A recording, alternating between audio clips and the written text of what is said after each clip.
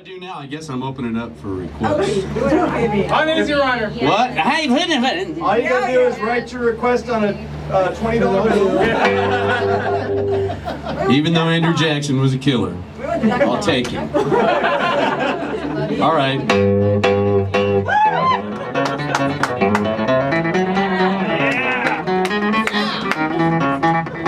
Well, I was taking a trip out to L.A., tooting along in my Chevrolet, toking on a number and digging on the radio.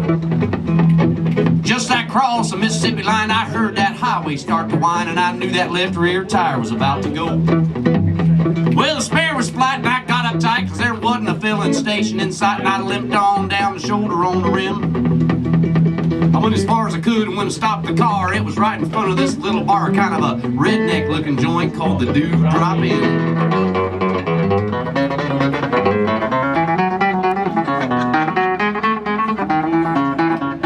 Well, I stuffed my hair up under my hat, and I told the bartender that I had a flat, and would he be kind enough to give me change for a one? Well, there was one thing I was sure proud to see. There wasn't a soul in the place except for him and me, and he just looked disgusted and pointed toward the telephone. Well, I called up a station down the road a ways. He said he wasn't very busy today, and he could have someone there in about 10 minutes or so. He said, now you just stay right where you're at, but I didn't bother to tell the dang fool I sure as hell didn't have any place else to go. I just ordered up a beer and sat down at the bar when some guy walked in and said, who owns this car with the peace sign, the mag wheels, and floor on the floor? Well, he looked at me and I damn near died. I decided I just better wait outside. I laid $1 on the bar and I headed for the door.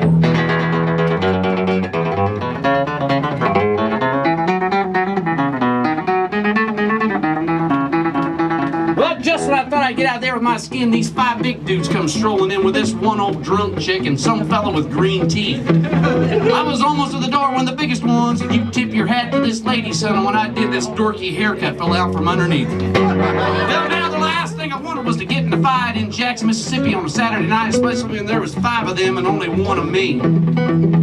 They all started laughing. I felt kind of sick. I knew I better think of something pretty quick. I just reached out and kicked old Green Teeth right in the knee. And now he let out a scream that would curl your hair. But before he could move, I grabbed me a chair and said, watch him, folks, because he's a pretty dangerous man. I said, you may not know it, but this man's a spy. He's an undercover agent for the FBI. He's been sent down here to infiltrate the Ku Klux Klan. Well, he was still bent over, holding on to his knee, but everybody else was looking at him, listening to me, and I laid it on thicker and heavier as I went. I said, would you believe this man has gone as far as tearing Mitt Romney stickers on the bumpers of cars, and he went out with Barack Obama for president. He's afraid of them long-haired hippie-type pinko fags. I bet you he's even got a commie flag tacked up on a wall inside of his garage. He's a snake in the grass, I'll tell you guys. He may look dumb, but that's just a disguise. He's a mastermind in the ways of espionage. Yeah!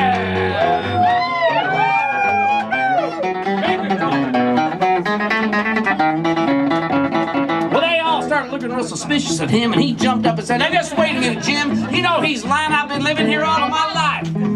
I'm a faithful follower of Brother John Burt's. I belong to the Antioch Baptist Church. I ain't even got a garage. You call home and ask my wife. Then he started saying something about the way I was dressed, but I didn't wait around to hear the rest. I was too busy moving and hoping I didn't run out of luck. When I hit the ground, I was making tracks. They were taking my car down off the jacks. I threw them in at 20, jumped in, and fired that mother up. Dale Earnhardt would have sure been proud of the way I was moving when I passed that crowd coming out the door and headed toward me in a trot. And I guess I should have gone ahead and run, but somehow I just couldn't resist the fun of chasing them all just once around the parking lot. Yeah!